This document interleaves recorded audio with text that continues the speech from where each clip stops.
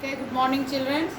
आज second lesson tenth class second lesson Idgah अनुच्छेद fourth यानी पैराग्राफ फोर्थ पैराग्राफ में जो है वो एक्सप्लेन किया जाएगा।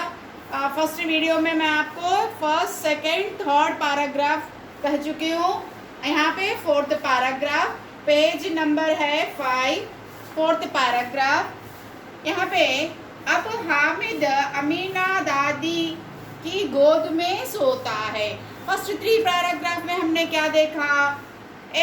हामिद एक अनाथ बालक है। उसके पिता गत वर्ष हज के भेंट हो गए। माँ पीली पड़ती हुई वे भी परलोक सिधार गई। अब केवल हामिद को अपनी दादी के सिवा कोई नहीं है। दादी अमीना के गोदी में सोता है। दादी अमीना हामिद से क्या कहती है? उसके पिता विदेश गए हैं रुपए कमाने के लिए और माता अल्लाह मियाँ के घर से अच्छी अच्छी चीज़ें लाने गई है। यही आशा में वे बहुत प्रसन्न है।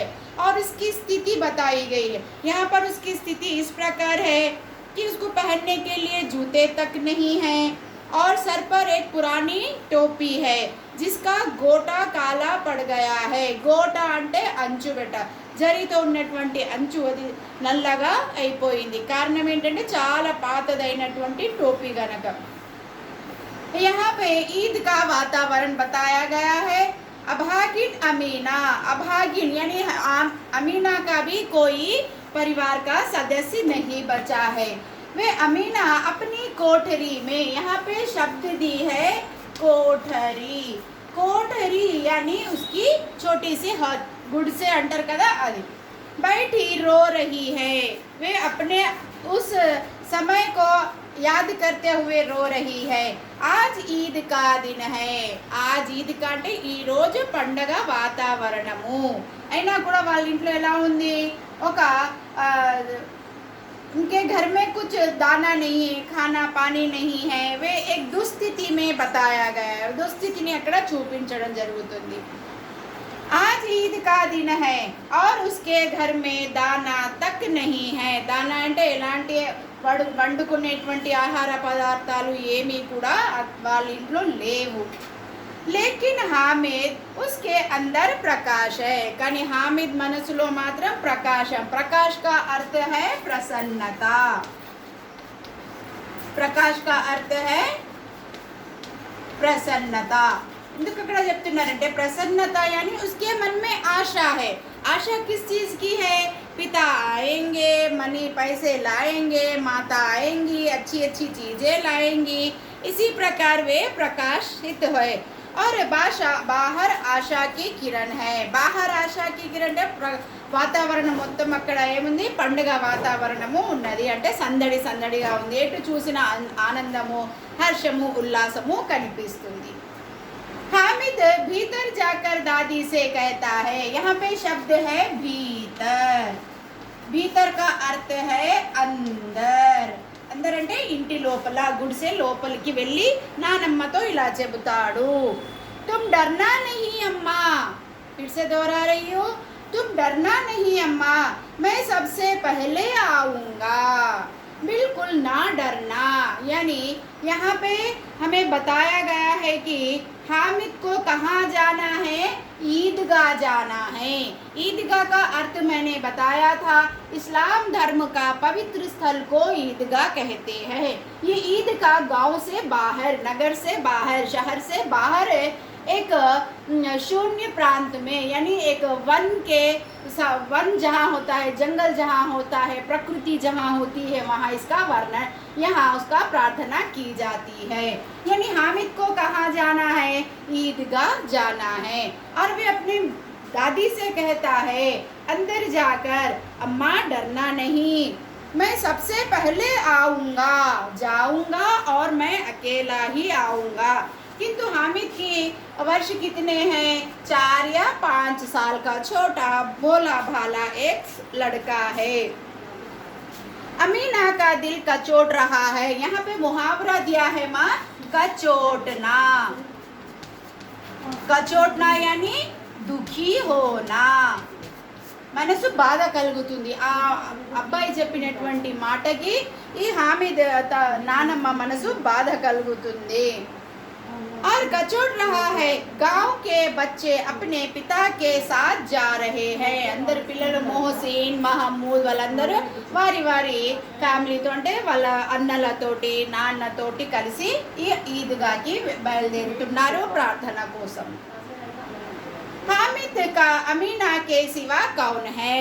ఈ స్టోరీలో ఈ హామిద్కి అమీనా తప్ప ఇంకా ఎవరు కూడా లేరు. भीड़ में बच्चा कहीं खो गया तो क्या होगा. ఈ యొక్క చాలా సంత భీడ్ అంటే సంత భీడ్ అని సమూహం. ప్రార్థన చేయడానికి చాలా మంది ఉంటారు కాబట్టి అది సమూహము, అది భీడ్ అంటారు. ఈ సమూహంలో గనక ఈ 4, 5, 4 और 5 साल का छोटा बच्चा कहीं गुम हो जाना. గుమ్ హోనా అంటే ఎక్కడైనా మాయమవుతే, ఎవరైనా ఎత్తుకెళ్తే అలాంటి భయము, ఇక్కడ ఏమైనా అయిపోతే అనే భయం. और उसने क्या होगा, वो कहता है अगर बच्चा भीड़ में गुम होगा तो क्या होगा. बच्चे भीड़ में बच्चा कहीं खो गया तो 3 क्या होगा, 3 कोस चलेगा कैसे. మరి వీళ్ళ గ్రామం నుంచి ఈ ఈద్గాకి వెళ్ళడానికి 3 కిలోమీటర్ పైదల్ చల్నా హోగా. ఆ ఊరి నుంచి ప్రార్థనా స్థలానికి వెళ్ళాలంటే 3 కిలోమీటర్స్ నడవాలి. మరి ఈ చిన్న అబ్బాయి ఇంత దూరం ఎలా నడవగలుగుతాడు అని ఆ నానమ్మకి బెంగ పెడుతుంది, భయం అవుతుంది, ఆలోచిస్తుంది. 3 కోస్ యాని కిలోమీటర్. पैरों में छाले పడి जाएंगे. ఆమెకి ఇలా అనిపిస్తుంది, రోజు నడిచిన అంత దూరం నడిచినప్పుడు అబ్బాయి కాళ్ళకి బొగ్గలు అంటారు కదా, మడిమకి కాలుతుంది, కాళ్ళు కాలుతాయి అని ఆమె బాధపడుతుంది. జూతే బి నహీ హై. మనకు ఫస్టే చెప్పాడు అక్కడ హామిద్కి వేసుకోవడానికి షూ, స్లిప్పర్ షూ ఏవి కూడా లేవు. మరి ఎలా వెళ్తాడు, కాలుతుంటాయి అని ఆమె బాధపడుతుంది. थोड़ी दूर चलकर उसे गोदी में ले लेगी. ఒకవేళ నేను గనక ఆ అబ్బాయి వెంట వెళ్ళినట్లయితే కొద్ది సేపు నడిచిన తర్వాత నేను అబ్బాయిని ఎత్తుకునేదానిని. కానీ లేకిన్ యహా సెవయ్యా కౌన్ పకాయేగా. నేను అబ్బాయిని గనక ఈద్గా తీసుకెళ్తే మరి ఇంట్లో ఎవరు వండుతారు అని ఆమెకు అనిపించింది. సెవయ్య అంటే ఒక స్వీట్ పదార్థము. पैसे होते तो लौटते सारी सामग्री जमा करके झटपट बना लेती. ఒకవేళ నేను ఈ అబ్బాయిని గనక ఈద్గా తీసుకెళ్ళినట్లయితే, నేను తొందరగా డబ్బులు ఉన్నట్లయితే అక్కడ ఉన్నటువంటి వస్తువులన్నీ నేను తొందరగా కొనుక్కొని అబ్బాయిని ప్రార్థనలు కూడా చేయించుకొని నేను వచ్చేదానిని. यहाँ तो चीजें जमा करते करते घंटों लग जाएंगे. నేను ప్రతి ఒక్కరి దగ్గర నేను ఈ వండుకోవడానికి సామాగ్రి సమకూర్చడానికి చాలా సమయము పడుతుంది అని ఆమె అంతరంగా బాధపడుతుంది. Next paragraph. ఇంతవరకు అర్థమైందా బెట? ఇక్కడ ఈ పారాగ్రాఫ్లో ఏముంది, అభాగిన్ అమీనా అంటే ఎవరూ లేనటువంటి నిరాశ్రయంగా ఉన్నటువంటి అమీనా వాళ్ళ ఇంట్లో కూర్చొని ఏడుస్తూ ఉంటుంది. ఎందుకంటే వాళ్ళ ఇంట్లో వండుకోవడానికి ఎలాంటి సామాగ్రి ఉండదు కనుక. అయితే అబ్బాయి మాత్రము ఆనందంగా ఉంటాడు, ఎందుకంటే వాళ్ళ తండ్రి వస్తారు, వాళ్ళ తల్లి వస్తుంది, మంచి మంచి వస్తువులు తెస్తుంది అని భావిస్తాడు. और वहाँ पर वे अपनी दादी अम्मा से నానమ్మతో ఈ విధంగా నానమ్మకి చెప్తాడు, అమ్మ నువ్వు ఏమాత్రం భయపడకు, నువ్వు నిర్భయంగా ఉండు, నేను తొందరగా వెళ్ళి త్వరగా వచ్చేస్తాను అని చెప్తారు. అదే అక్కడ అభాగిన అమీనా ఆ అబ్బాయి ఎలా వెళ్తాడు, కాళ్ళకి షూ కూడా లేదు, దూరం నడిస్తే తనకి బొగ్గలు వచ్చేస్తాయి కాళ్ళకి, తను నడవలేని స్థితి. ఒకవేళ నేనే గనక ఎత్తుకుని వెళ్ళి తీసుకెళ్ళినట్లయితే ఇక్కడ వంట ఎవరు చేస్తారు, వంట చేయడానికి సామాను కూడా కావాలి, ఆ సామానుకి గనక డబ్బులు ఉన్నట్లయితే నేను తొందరగా తీసుకెళ్ళి అన్నీ వండుకొని ఉండేదానిని అని బాధపడుతుంది. Next paragraph. గావ్ సే మేలా చలా. ఈ పారాగ్రాఫ్ చాలా ఇంపార్టెంట్ బెట. గావ్ సే మేలా చలా, ఊరి నుంచి ఈ ఈద్గాకి అందరూ కూడా కాలినడకన ప్రయాణాన్ని మొదలుపెట్టారు. మేలా అంటే ఫే జాతర అంటారు. బచ్చో కే సాత్ హామిద్ జా రహా థా. అందరు పిల్లలతో సమానంగా హామిద్ కూడా ధైర్యంగా వెళ్తున్నాడు. షహర్ కా దామన్ ఆ గయా. షహర్ కా దామన్ అంటే సిటీలో ఎంటర్ అవుతున్నారు. సడక్ కే దోనో. ఇక్కడ ఏంటంటే సిటీలో ఎంత సమూహం ఉంటుంది, ఏమేమి ఉంటాయి అనేటువంటి నగరానికి ఇక్కడ వర్ణించాడు. నగరం ఎలా ఉంటుంది అనేటువంటి నగరాన్ని ఇక్కడ వర్ణించాడు. సడక్ కే దోనో ఓర్ అమీరోకే బగీచే హై. పెద్ద పెద్ద మహల్ ప్యాలెస్లు అక్కడ కనిపించాయి. పెద్దగైనటువంటి పక్కా రోడ్లు కనిపించాయి. బడి బడి ఇమారతే. పెద్ద పెద్ద బంగళాలు కూడా కనిపించాయి. అందులో అదాలత్ కోర్టు కూడా కనిపించింది. కాలేజ్ చదువు ఎడ్యుకేషన్ చేసేటట్టు కాలేజ్ కూడా కనిపించింది. క్లబ్ అంటే ధనవంతులు ఏం చేస్తారు, ఒక దగ్గర కూర్చొని మాట్లాడుకునేటువంటి ఒక స్థలాన్ని క్లబ్ అంటారు. ఆ క్లబ్ కూడా ఆయనకి కనిపించింది. ఘర్ ఆది దిఖాయి దే. ఎంతో సుందరమైనటువంటి భవనాలు ఆ నగరంలో ఈ హామిద్కి ఎటు చూసినా ఇవన్నీ కనిపించాయి. ఈద్గా జానేకి టోలియా నజర్ ఆనే లగి. మరి అంతలోనే ఇంకేం గమనించాడు హామిద్?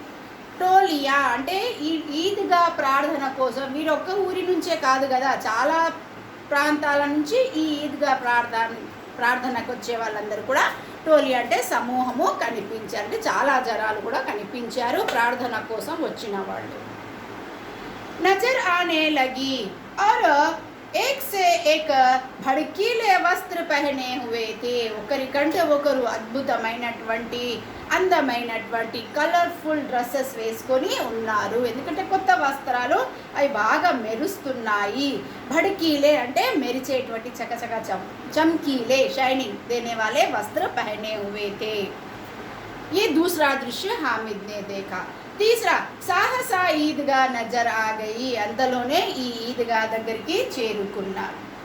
ఉసీ కే పాస్ ఈద్ కా మేళా నజర్ ఆయా. అంతలోనే మరి అక్కడ ఈద్గా ప్రార్థన అయిన తర్వాత ఏమైంది, అక్కడ పెద్ద జాతర కూడా కనిపించింది.